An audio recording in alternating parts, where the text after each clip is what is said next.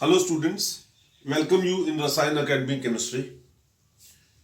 Uh, in the continuation of my lectures about the chemical kinetics, this is second lecture where I'll be discussing with you about average rate, instantaneous rate, and the most important article of this chapter, that is order of reaction. उसकी एक basic fundamental understanding होना बहुत जरूरी है, लेकिन उससे पहले हम एक बड़ा सिंपल सा एक कंसेप्ट है, इसको पढ़ने की कोशिश करेंगे, समझने की कोशिश करेंगे, and that is what average rate और इंस्टेंटेनियस रेट. स्टूडेंट्स, ये क्या होता है एवरेज? एवरेज वर्ड जो है वो अपने आप में क्या कहता है कि total change upon the total time taken. एक रिएक्शन हो रही है, उस रिएक्शन के बीच में क्या है, reactants they are transforming themselves into the products. किसी एक पर्टिकुलर टाइम इंस्टेंट पर हमारे पास क्या है कि इनिशियल अमाउंट है रिएक्टेंट की, हमें पता लगा. आफ्टर पर्टिकुलर टाइम इंस्टेंट हमें ये पता लगा कि इसकी कंसंट्रेशन ये रहेगी. अगर रिएक्टेंट है तो कम हो जाएगी, प्रोडक्ट है तो उसकी कंसंट्रेशन बढ़ जाएगी. तो that total change in the concentration upon the total time period, that will be the average rate of that particular reaction. लेकिन इंस्टेंटेनियस रेट का मतलब क्या होता है? As the name indicate, instant. Instant का मतलब ये होता है कि पर्टिकुलर टाइम इंस्टेंट पर क्या रेट होगा. तो that is known as instantaneous rate. अब ऐसा है कि डिफरेंट रिएक्शंस होती हैं, हमारी लैब में अवेलेबिलिटी, हमारी कन्वीनियंस, कि हम एक पर्टिकुलर रिएक्शन को किस तरीके से स्टडी कर सकते हैं, उसके बीच में हम किस पर्टिकुलर रिएक्टेंट की कंसंट्रेशन टर्म को इजीली फाइंड आउट कर सकते हैं. तो कई ऐसी रिएक्शंस होती हैं जिसके बीच में हम रिएक्टेंट्स की कंसंट्रेशन को इजीली फाइंड आउट कर सकते हैं, और कई ऐसी रिएक्शंस होती हैं कि जिसके बीच में हम प्रोडक्ट की कंसंट्रेशन को ज्यादा इजीली फाइंड आउट कर सकते हैं. तो ये एक पर्टिकुलर रिएक्शन है, सपोज, है ना. यहां पर ये मैंने ग्राफ बनाया, इसमें क्या है कि I have taken this is concentration of the reactants and you know that react and this is time. तो विद टाइम के साथ साथ जो है ना, concentration of the reactant will go on decreasing, वो कम होती चली जाएगी, and will get a graph like this. लेकिन जो प्रोडक्ट है, यू नो, अगर आप किसी एक पर्टिकुलर रिएक्शन के बीच में प्रोडक्ट की बात करें तो प्रोडक्ट की कंसंट्रेशन बढ़ती चली जाती है विद टाइम. तो therefore we will be going to get graph like this. ऐसे आपके पास एक ग्राफ आ जाएगा. सपोज एक पर्टिकुलर टाइम इंस्टेंट पर हमने इस रिएक्शन को शुरू किया. सपोज करो कि मैं इस रिएक्शन को 10 बजे शुरू करता हूं, वैसे ही बात कर लेते हैं. 10 बजे शुरू करता हूं और ये रिएक्शन मैंने 11 बजे तक चलाई. For 1 hour I just allowed this reaction to takes place. तो अगर तो मुझे एवरेज रेट निकालना है तो 10 बजे मैंने इसका एक रिएक्शन सैंपल लिया, उसके बीच में इसकी कंसंट्रेशन देखी, एंड 11 बजे उसका देखा कंसंट्रेशन. तो जितना उसके बीच में जो कंसंट्रेशन का डिफरेंस है upon 1 hour, that will be the average rate. लेकिन अगर कोई आपसे पूछता है भाई 10 बजे आपने रिएक्शन शुरू की, 10:20 पर इस रिएक्शन का रेट क्या था, तो फिर हम उसका इस ग्राफिकल मेथड से हम उसका इंस्टेंटेनियस रेट निकाल सकते हैं. Let us see how. देखिए, ऐसा होता है कि ये आपके पास क्या है, ये टाइम ग्राफ है. सपोज ये 10 बजे है, 10:20 सपोज ये टाइम आता है. यहां पर we will locate that point on the time axis and we will just find out the point on the curve. इस कर्व के ऊपर हम एक पॉइंट फाइंड आउट करेंगे where the instantaneous rate is to be measured. इस time की respect में इस ग्राफ के ऊपर हम क्या करेंगे, उस पॉइंट को लोकेट कर लेंगे. And now at that point we will draw a tangent. एक टेंजेंट ड्रॉ कर लेंगे. This is the tangent, say P Q R, P R, and what we'll do, we'll find out the slope of this tangent. Slope निकालने के लिए आप क्या करो, एक ट्रायंगल बना लो. This is P Q R. तो it is slope of tangent किसके बराबर होएगा? It will be tan theta, and tan theta is equal to P Q upon Q R. P Q is this concentration term, ये इतनी concentration term है, and ये क्या हो गया, Q R is this time delta T, and this is delta X, जो भी concentration है. तो that ratio will be nothing as but it is what is known as a instantaneous rate. ये आपके पास एंगल थीटा है, tan theta, आप इसका निकाल लो. That is very simple. Now you see that अगर आप इस ग्राफ को देखते हैं, अब सपोज ये दूसरे वाला मैंने केस लिया, इसके बीच में से I could find out easily the concentration of the products. अगर मैं प्रोडक्ट की कंसंट्रेशन को निकालता हूं तो बिल्कुल उसी तरीके से कर्व हमारे पास आएगा, and then what I will do, I will locate the point on the curve corresponding to the point where I would like to find out the instantaneous rate, and वहां पर हम क्या करेंगे बेटे, आई ड्रॉ ए टेंजेंट, और उस tangent को draw करके I will find out the slope of the tangent tan theta in the same way P Q upon Q are. But you see that in दोनों cases में आप ये देखें कि यहां पर क्या होता है, from the knowledge of your mathematics you can say कि यहां पर जो स्लोप है वो क्या है, पॉजिटिव स्लोप है, एंड यहां पर जो स्लोप है वो क्या है, नेगेटिव स्लोप है। सॉरी उल्टा बोल दिया।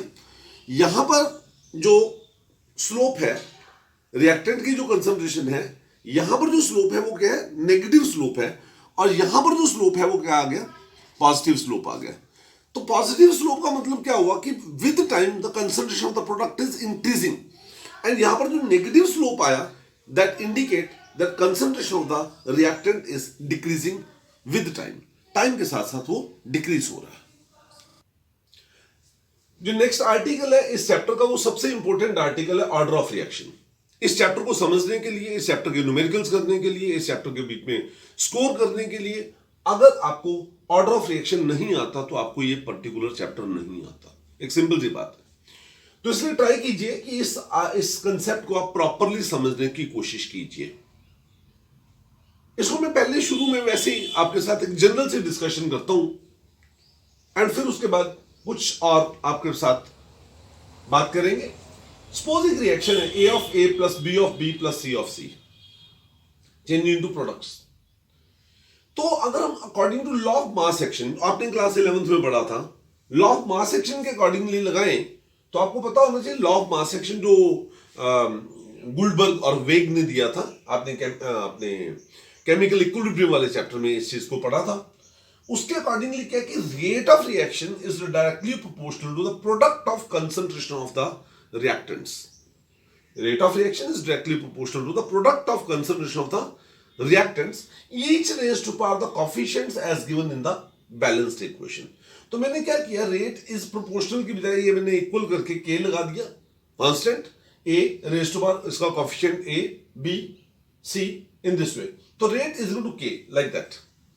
Now k is what, here k is constant and it is known as rate constant, या इसे बोलते हैं स्पेसिफिक रेट। ये वर्ड बहुत इंपॉर्टेंट वर्ड है साइंस के लिए, केमिस्ट्री को समझने के लिए, साइंस को, फिजिक्स के काफी पैरामीटर्स को समझने के लिए ये वर्ड हम बहुत यूज करते हैं। जैसे स्पेसिफिक मतलब जब अंडर, मतलब वही वाली क्वांटिटी, वही वाला physical quantity but under specific conditions. जैसे आप पढ़ते हो resistance, specific resistance, conductance, specific conductivity, like that, उस तरीके से। नाउ स्पेसिफिक रेट का मतलब क्या है कि ये वो रेट ऑफ रिएक्शन होगा जब हमने कंडीशंस को स्पेसिफाई किया। और स्पेसिफाई क्या कर दिया कि जब कंसंट्रेशन A, B, C, मैंने सभी रिएक्टेंट की कंसंट्रेशन को 1 ले लिया, तो 1 लिया तो उसकी पावर कोई भी हो वो 1 ही होगी। तो इसका मतलब क्या हुआ उस केस में, देन अगर मैं इसमें सभी में A, B और C तीनों में अगर A की, B की, C की तीनों की वैल्यू को 1 सब्स्टिट्यूट कर देता हूं तो then rate will become equal to K। तब रेट K के बराबर हो जाता है। This is K is nothing else but is constant, है ना। मींस अब ये जो रेट है ना, दैट इज तब वो रेट है कि जब उस रिएक्शन के बीच में हमने हर रिएक्टेंट की कंसंट्रेशन को 1 मोल लिया, फिर उसका रेट निकाला। इसे हम स्पेसिफिक रेट भी बोलते हैं। तो मैंने क्या बोला, what is specific rate? Specific rate is the rate of reaction when molar concentration of each reactant is equal to 1। I think ये बात आपको समझ आती है, इसमें कोई प्रॉब्लम नहीं है, ये बात आप समझ चुके होंगे। लेकिन अब जो है ना, मैं थोड़ा सा इनिशियली कंफ्यूजन वाली बात करूंगा, फिर उसके बाद जो है हम इसको मतलब एग्जैक्ट वे में समझने की कोशिश करेंगे। मैंने यहां पे लिखा कि let rate of reaction actually depends upon. सुनिए, ये एक्चुअल का मतलब क्या हुआ बच्चों, ऐसा होता है, प्लीज इसको आप ऐसे समझने की कोशिश करें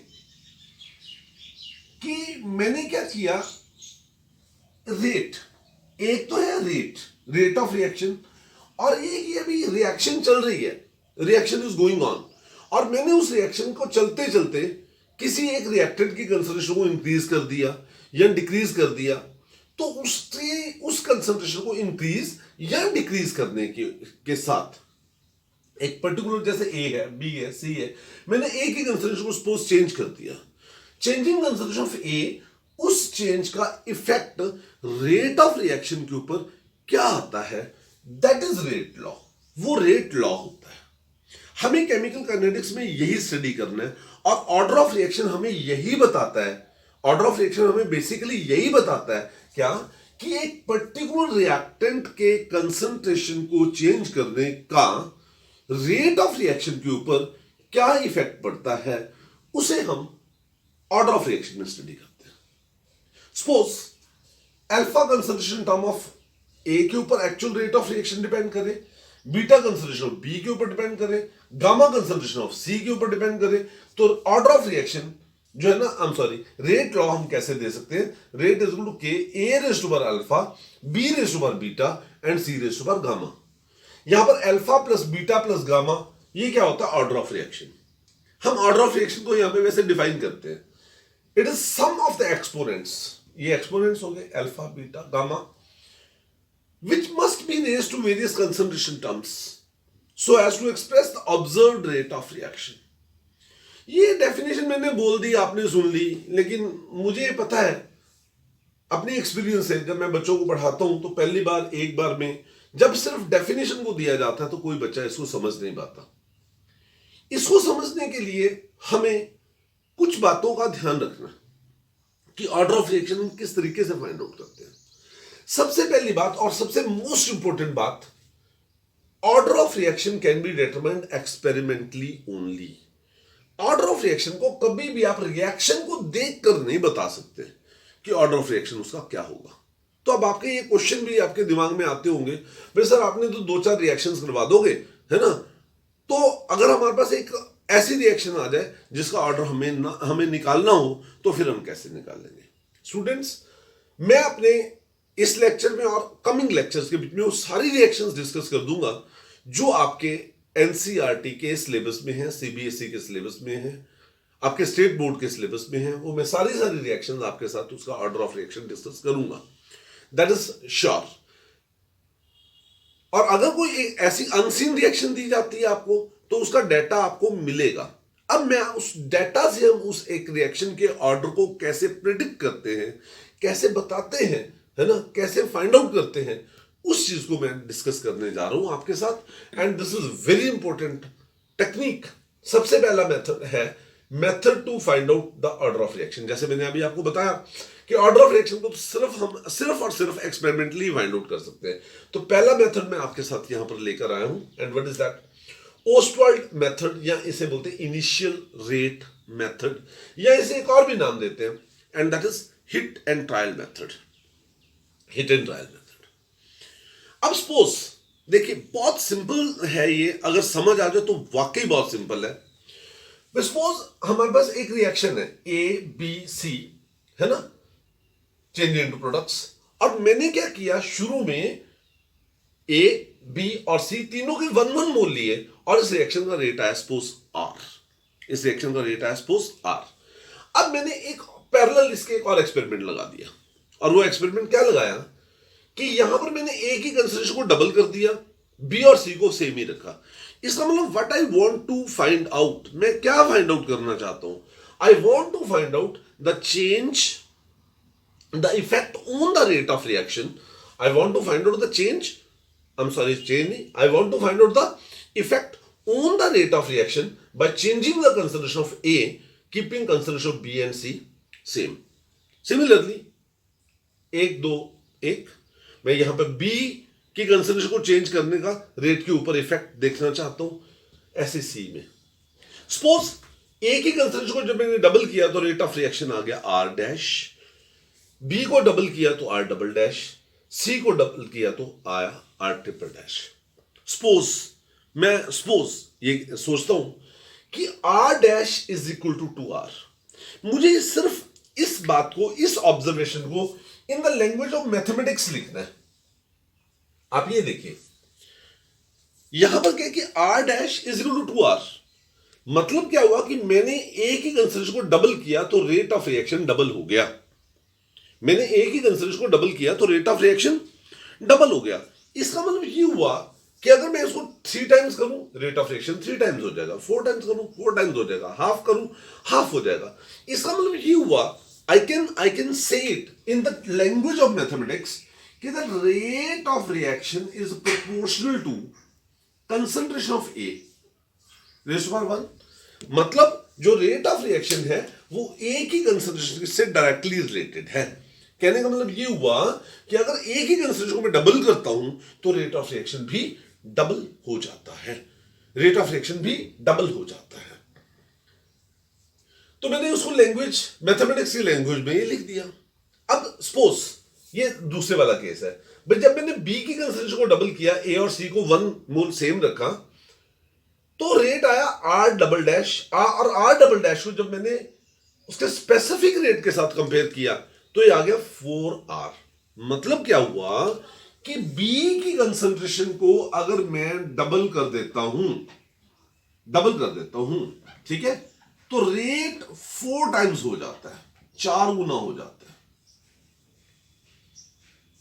ऐसे अगर मैं इसको 3 टाइम्स कर दूंगा तो रेट ऑफ रिएक्शन 9 टाइम्स हो जाएगा।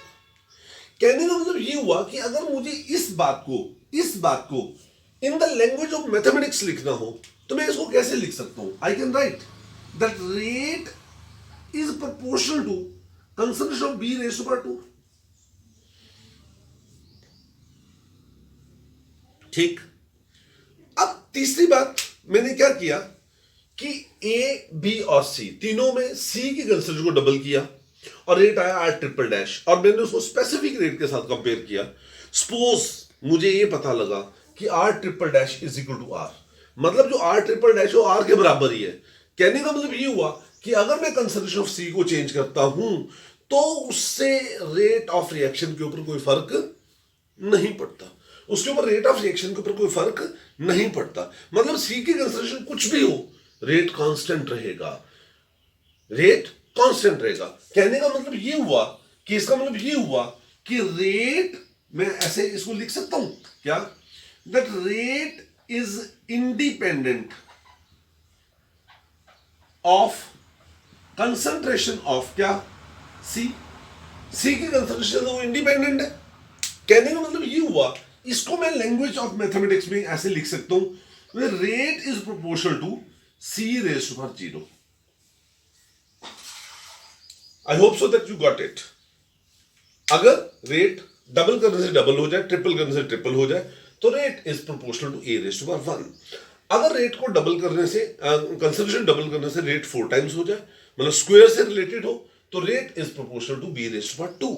और अगर वो इंडिपेंडेंट है तो that concentration term raise to power 0। तो मैं इस बात को, इन तीनों को यहां पर लिखता हूं क्या, इसमें मैं ये लिखता हूं ऑब्जर्व्ड रेट। ऑब्जर्व्ड रेट क्या हुआ? Observed rate, the rate is equal to, है ना, K A raise to power 1, B raise to power 2, C raise to power 0।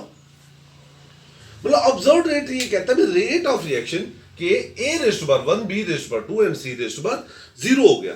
कहने का मतलब ये हुआ, अगर मैं इसको 1 + 2 + 0 कर दूं तो 3, तो ये वाली जो रिएक्शन है, this reaction is of third order. Overall इस रिएक्शन का ऑर्डर क्या है? Third order. इंडिविजुअली ए के टर्म में फर्स्ट ऑर्डर, बी के टर्म में सेकेंड ऑर्डर एंड सी के टर्म में 0 ऑर्डर। कहने का मतलब ये हुआ कि ऑर्डर ऑफ रिएक्शन क्या है। अब आई थिंक सो आप इसको 50% तक समझ पाओगे, जो मैंने बात अभी आपको बताई कि किसी कंसंट्रेशन, एक रिएक्शन चल रही है, उस रिएक्शन के बीच में मैंने एक पर्टिकुलर रिएक्टेंट की कंसंट्रेशन को चेंज किया, तो उस चेंज का इफेक्ट रेट ऑफ रिएक्शन के ऊपर क्या पड़ेगा, उसको जो मैं मैथमेटिक्स की लैंग्वेज में लिखने के लिए जो भी उस कंसंट्रेशन की पावर देता हूं, वो जो पावर है, that power represent the order of reaction. और अगर उसमें एक से ज्यादा कंसंट्रेशन टर्म है तो हमने ओवरऑल उसको लिख लिया, तो फिर इसके बीच में उन सभी पावर्स का जो सम टोटल है वो order of reaction, order of that reaction कहलाता है। जैसे अब यहां पे देखो कि अगर आप इस रिएक्शन की बात करो तो इस रिएक्शन में जो कॉफिशिएंट्स थे सभी में 1 1 1 थे, तो ये तो स्पेसिफिक रेट आ गया लॉ ऑफ मास एक्शन से।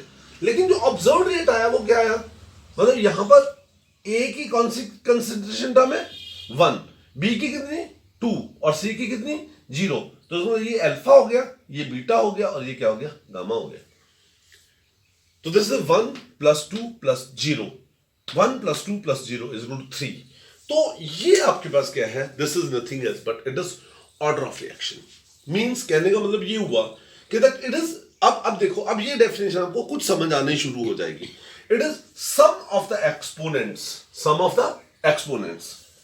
विच मस्ट बी रेज्ड, जिसे हमें रेज करना पड़ेगा, है ना, to various concentration terms, different concentration terms को, किसके लिए, in order to express the observed rate of reaction. भाई जो हम रेट ऑफ रिएक्शन को एक्सपेरिमेंटली ऑब्जर्व करते हैं, उस एक्सपेरिमेंटल ऑब्जर्वेशन को एक्सप्लेन करने के लिए डिफरेंट कंसंट्रेशन टर्म्स को जो भी हमने पावर दी, उन सभी पावर का sum total order of reaction कहलाता है। जब तक हम इसके न्यूमेरिकल्स नहीं समझ लेते तब तक हमें ये कंसेप्ट 100% समझ आ ही नहीं सकता। तो इसलिए मैं आपको इसके 2-3 न्यूमेरिकल करवाता हूं। ऑर्डर ऑफ रिएक्शन को समझाने के लिए यहां पे ये मैंने 2 न्यूमेरिकल लिखे हैं, लेकिन ये जो बाद वाला न्यूमेरिकल लिखा है ये मैं पहले आपके साथ डिस्कस करना चाहूंगा। इससे आपका एक कंसेप्ट डेवलप हो जाएगा, तो ऊपर वाला न्यूमेरिकल आप बहुत इजीली कर पाएंगे, आसानी से कर पाएंगे। यहां पर ये देखिए, एक रिएक्शन हमने लिखी है, hypothetical equation 2 of A + B change into products, and suppose rate law, मतलब जो ऑर्डर ऑफ रिएक्शन को रिप्रेजेंट करता है, rate law, rate is equal to K A⁻² and B⁻1, मतलब ये रिएक्शन जो है it is second order with respect to A and first order with respect to B। कहता है इसके बीच में इस कंडीशन को देखते हुए, इस रेट लॉ को देखते हुए आप ये एक्सप्लेन करो what will be the effect on the rate of reaction अगर हम A की कंसंट्रेशन को डबल कर दें, A को ट्रिपल कर दें, B को डबल कर दें, A और B दोनों को डबल कर दें। इस टाइप के न्यूमेरिकल्स को करना बड़ा आसान होता है। आप बहुत सिंपल से वे में लें, हमेशा इसमें कोशिश करें, let concentration of A is equal to B is equal to 1, मतलब आप सबसे पहले स्पेसिफिक रेट निकालें। तो तब आप क्या लिखेंगे, rate is equal to K A⁻² and B⁻1 is equal to K A⁻² B⁻1 is equal to K। ये आ गया, इसको यहां पे रेट क्या आ गया, K आ गया। ये एक रेफरेंस इक्वेशन हो गई। अब फर्स्ट केस क्या है आपके पास, कहता concentration of A is double, A की कंसंट्रेशन को हमने डबल कर दिया, तो इसमें क्या आएगा, rate is equal to K A concentration अब क्या हो गया 2⁻², B तो वही है, B को हमने छेड़ा ही नहीं है, B⁻1, तो ये क्या आ गया 2⁻², 2 2 are 4 is equal to 4K। इसका मतलब क्या हुआ भाई, अगर आप इस केस में A की कंसंट्रेशन को डबल करते हो तो पहले रेट K था, तो अब कितना हो गया 4K, means the rate of reaction will become 4 times. दूसरा, मैंने दूसरी कंडीशन ली, when the concentration of A is tripled, अगर A को हम क्या कर दें, ट्रिपल कर दें, तो सेकेंड केस क्या है, इसमें आएगा rate is equal to K 3⁻²। A की कंसंट्रेशन को आपने ट्रिपल कर दिया 3⁻², लेकिन B को तो हमने छेड़ा ही नहीं है, तो it will become equal to 9K, 3 3 are 9। तो ये रेट ऑफ रिएक्शन यहां पे क्या आ जाएगी, 9 टाइम्स, 9 गुना हो जाएगी। तीसरा, concentration of B is doubled, A को हमने नहीं छेड़ा, तो थर्ड केस क्या आएगा आपके पास, rate is equal to K, जिसको नहीं छेड़ा उसको तो 1 का 1 ही रहने दो, है ना, 1⁻² एंड दिस इज 2⁻1। तो जो B की कंसंट्रेशन आपने क्या कर दी, डबल कर दी, तो यहाँ पे बी 1 था, यहाँ पे बी को 2 ले लिया, ये रेट लॉस से हमें पता लगा 1 है ये, तो इसका मतलब क्या हुआ, इट इज 2k। इसका मतलब यहां पर रेट ऑफ रिएक्शन जो हो जाएगी वो क्या आ जाएगी, डबल हो जाएगी। एंड तीसरे वाला केस है when consideration of both A and B is doubled, दोनों के कंसिडरेशन को मैंने डबल कर दिया। तो फोर्थ केस आपके पास क्या हुआ, that is rate is equal to K 2 raise to power 2, 2 raise to power 1, 2 2 4 2 8, 8k। इसका मतलब ये क्या आ जाएगा, 8 टाइम्स 8 गुना हो जाएगा। तो इस तरीके से आपको एक आइडिया पता लगा कि ऑर्डर ऑफ रिएक्शन क्या होता है। भाई हमने ऑर्डर ऑफ रिएक्शन क्या है, हमने ए की कंसंट्रेशन को चेंज किया तो उससे रेट ऑफ रिएक्शन के ऊपर क्या फर्क पड़ा, बी को चेंज किया उससे रेट ऑफ रिएक्शन को क्या फर्क पड़ा as comparison to the specific rate. तो वो जो पैरामीटर होता है, वो जो इक्वेशन होती है रिलेट करने के लिए, जो जहां पर हम अल्फा और बीटा की वैल्यूज यूज करेंगे, वो अल्फा और बीटा की वैल्यूज ऑर्डर ऑफ रिएक्शन को रिप्रेजेंट करेंगी। तो अब ये जो मैंने पहला न्यूमेरिकल यहां पे लिखा हुआ है उसको हम सॉल्व करने की कोशिश करते हैं। बहुत सिंपल सा फैक्ट है, वैसे तो ये अगर हम ये कहें विदाउट कैलकुलेशन भी हो जाता है अगर आपको इसकी नॉलेज हो जाए तो, लेकिन फिर भी इसको हम टेक्निकली कैसे करते हैं, let me tell you, explain you. For a reaction A changing to products find out the order of reaction if, यहां पे ये बताया गया कि कंसंट्रेशन को चेंज करके रेट कितना चेंज होता है, तो उससे आपको ऑर्डर ऑफ रिएक्शन को पता लगाना है। जैसे कहता है कि पहला केस है doubling the concentration of A, rate of reaction become double. भाई अगर आप ए की कंसंट्रेशन को डबल करते हो, रेट ऑफ रिएक्शन भी डबल हो जाता है, तो बताओ फिर ये इस रिएक्शन का ऑर्डर क्या होगा। देखिए इस टाइप के न्यूमेरिकल को करने के लिए आप सबसे पहले ये लिखे भाई rate is equal to K A raise to power A, ठीक है। तो let A concentration is equal to 1, तो स्पेसिफिक रेट के आपने ले लिया, तो रेट इज इक्वल टू के 1 रेज़ टू पावर अल्फा। ये आपके पास एक ऐसी इक्वेशन आ गई जो आपके पास क्या आ गई, रेफरेंस। इस रेफरेंस से आपको कंपेयर करना है सभी को, ये स्पेसिफिक रेट है। अब आपने फर्स्ट केस लिया क्या, doubling concentration of A rate become double, तो ए को हमने 2 कर दिया, कंसंट्रेशन ऑफ ए 1 की बजाय क्या हो गया 2 हो गया, तो rate is equal to 2r, तो मैंने क्या लिखा 2r is equal to K 2 raise to power alpha. मुझे यही तो निकालना है, 2r रेट हो गया, के तो कांस्टेंट है ही है, बी की ए की कंसंट्रेशन ए की बजाय क्या होगी 1 की बजाय क्या होगी 2 होगी रेज़ टू पावर अल्फा। तो इसको मैं इस रेफरेंस इक्वेशन के साथ कंपेयर करता हूं, 2r K 2 raise to power alpha, r 1 के 1 रेज़ टू पावर अल्फा। अब आप ये देखिए इससे क्या हुआ, r और r कैंसिल, ठीक, k और k कैंसिल, तो what is that, it is 1 raise to power alpha is equal to 1, तो इसका मतलब क्या हुआ 2 is equal to 2 raise to power alpha. तो अल्फा की क्या वैल्यू हो कि ये फिगर 2 के बराबर हो जाए, तो it should be equal to 1, क्योंकि अल्फा की अगर वैल्यू 1 होगी तो 2 raise to power 1 will be equal to 2, तो देयरफॉर अल्फा इज 1। इसका मतलब ये फर्स्ट केस में हम क्या कह सकते हैं, this reaction is, it is क्या है, फर्स्ट ऑर्डर, ये रिएक्शन फर्स्ट ऑर्डर है विद रिस्पेक्ट टू ए।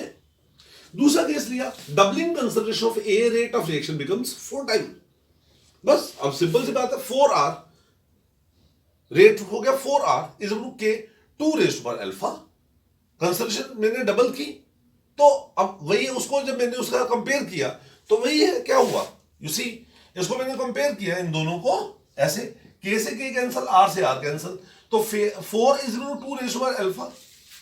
तो अल्फा की क्या वैल्यू हो कि ये 4 के बराबर हो जाए, इसको ध्यान से देखें, अल्फा की क्या वैल्यू हो कि 2 raise to power alpha will become equal to 4, तो alpha should be equal to 2।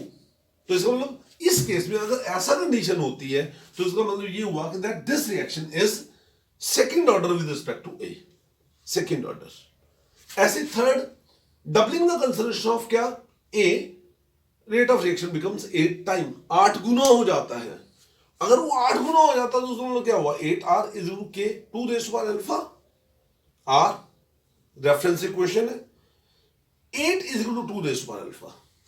अब अल्फा की क्या वैल्यू हो कि वो 8 हो जाए, 3 हो भाई, 2 रेज़ टू पावर 3 मतलब 2 2 4 2 8, तो अल्फा इज इक्वल टू 3। अगर मान लिया जाए कि हम किसी की रिएक्टेंट की कंसंट्रेशन को डबल करें और रेट ऑफ रिएक्शन 8 टाइम्स हो जाए, तो इसको मतलब ये मान लेना चाहिए कि that order of reaction with respect to that reactant is third order. Last case लिखा है, doubling the concentration of A, rate of reaction remains same. कहने का मतलब ये हुआ, यहां पे क्या है, रेट आर का आर ही रहा, आर इज इक्वल के 2 अल्फा। इसको मैंने वही रेफरेंस इक्वेशन से कंपेयर कर दो, आर से आर कैंसल, देखिए आर से आर कैंसल, के से के कैंसल, है ना, तो R upon R is equal to 1, 2 alpha. तब ये है कि आपको ये पता होना चाहिए from the knowledge of your mathematics कि अगर हम किसी चीज की पावर 0 कर दें, anything raise to power 0 is equal to 1, तो इसका मतलब अगर 2 अल्फा 1 के बराबर हो तो वो तभी पॉसिबल है अगर अल्फा 0 हो। तो इसका मतलब ये वाला जो केस है वो क्या शो करता है कि दैट अगर ऐसा कंडीशन होती है भी, अगर हम ए की कंसंट्रेशन को डबल कर दें, रेट ऑफ रिएक्शन के ऊपर कोई फर्क ना पड़े, तो then that particular reaction will be 0 order with respect to A. I hope so कि आपको ये न्यूमेरिकल समझ आए होंगे और इसके बेसिस के ऊपर आपको ऑर्डर ऑफ रिएक्शन का कुछ आइडिया लगा होगा।